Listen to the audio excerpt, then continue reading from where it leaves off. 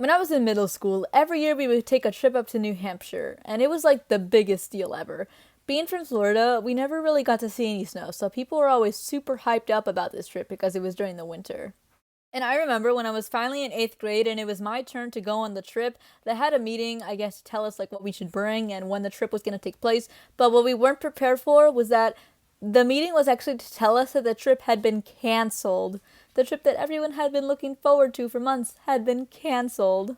Instead of spending a week up in New Hampshire, my school decided that it would be a good idea to send us up to some remote island in the middle of spring when it's super humid and raining all the time. I had only been camping once before in summer camp a couple years back, so I sort of knew what to expect, and I was not happy. Fast forward a few months, and it's the day before the camping trip.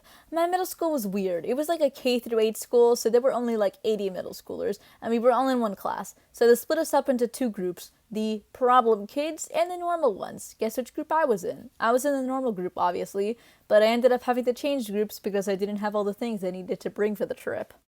I thought I was going to be stuck on some random island with these people, but thankfully 2 of my friends switched over to my group, so I wasn't alone the whole time. But oh my god, let me just tell you some of the horrific things that these people did to earn the title of the problem group. Okay, so first, they never listened to any of the teachers, which I guess isn't that bad, but they got into multiple fights, stole my English teacher's ID and wallet, tried to track my English teacher's car, constantly bullied all the teachers, especially the English teacher. And looking back on it now, they really hated my English teacher. So, yeah, I was going to be stuck on an island with these people, and I was not looking forward to it. It's finally time to start this absolute disaster of a camping trip. After that, they put all of us onto a boat and we headed to the island. We had to unpack everything from the boat and then put all our tents up, which was a pain. After 3 failed attempts at trying to put my tent up, we finally had a break and ate lunch. While we were eating lunch, I see these cinnamon rolls my English teacher brought for us on the trip, and everyone went crazy trying to get their hands on one. But then our teacher was like, there aren't enough, so no one can have one. The day was getting worse by the second. I mean, what's next? My tent that I spent an hour and a half trying to put up is gonna fly away? Oh, come on!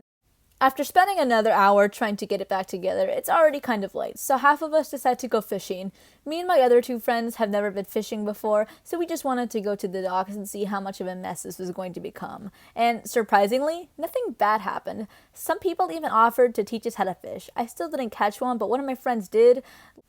He caught a fish and kissed it? I was just shocked. Like, is this a normal thing that people do? Well, everyone else who did catch a fish did do that, so I don't know, I'm just going to assume that that is normal. So we all headed back to the camping area and we all ate dinner and went to bed.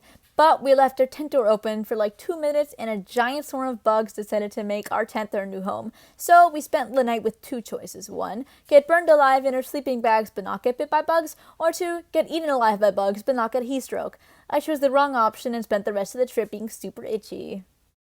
It's the second day of the trip, and it's even hotter than the first. I woke up maybe at like 5 a.m., I'm just assuming. No one had any technology. They took away our phones and our watches, so we didn't even have a way to tell what time it was on our own. So, not expecting anyone to get up for a few more hours, I closed my eyes and tried to sleep, and am immediately woken up by the sound of some giant battle horn thingy, and it was the scariest thing ever, oh my god. Turns out it was just some conch shell horn, and the workers there thought that it would be funny to wake us up by making us all think that we were gonna die. They only gave us like 5 minutes to get dressed and eat breakfast before they made us go on a 2 mile hike to go see the sunrise. It was still 5 a.m., so I had no idea why they were in such a hurry. Anyways, we got to the place where we were going to go see the sunrise, and we couldn't see anything. The sun was blocked by some trees and bushes. It was such a waste of time. So we come back and it's time for snorkeling and canoeing. They split the 40 of us into two groups. 20 of us went snorkeling and the other went kayaking or canoeing, whatever. I can't tell the difference. My group went snorkeling first and it was cool, but the snorkels and fins didn't fit me. So I just stayed in some remote area on the outer island catching fish with a net. Later, it was time for us to go canoeing, and I went with my friend Jay because my other friend was going to go with her mom, who was chaperoning. So, you give like two 10-year-olds who have never been kayaking before these massive oars in a boat. What could go wrong? The answer? Everything. Turns out that the first group went to go eat lunch early because there were super rough waves and people were getting hurt, and the people there thought that it would be a good idea to put even more people in danger. So, me and my friend paddle into a massive rock and almost get our eyes poked out by a low-hanging tree. Everyone by then just had enough, so we just hang out by the picnic tables for the rest of the day. Nothing really happened after that, so I made the horrible decision to take a nap outside with no sunscreen and not under any shade. I had the worst sunburn ever. It was horrible. After dinner, we all played some games with the park rangers, but like educational games. The one game I remember was all of us had to wear blindfolds and it gave us weird sound maker things. We had to run around in the dark near water trying to find whoever had a matching sound. So many people got hurt, but it was pretty funny. After that, we had to go on another 2-mile hike in the pitch black darkness because we were going to have a campfire and s'mores.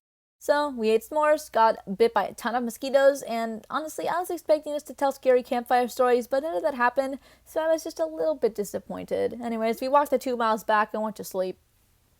We all woke up at like 7 a.m. this time and started heading to eat breakfast when our English teacher stopped us and said, "If you want to eat breakfast, first you gotta pack up everything, pick up your tent, and load up all of your stuff onto the boat. Then you can eat."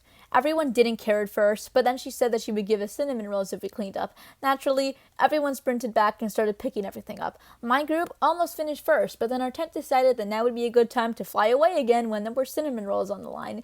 The other groups were already eating, and by the time it was our turn, there were no cinnamon rolls left. That was a very disappointing thing. After that, we did some sciencey and educational stuff because it was still a school trip.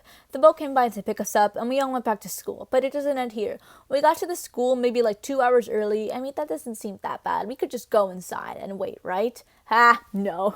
They wouldn't let us in the school, like, and not even on the property. We had to wait outside in the blazing heat for like 2 hours waiting for our parents to come pick us up.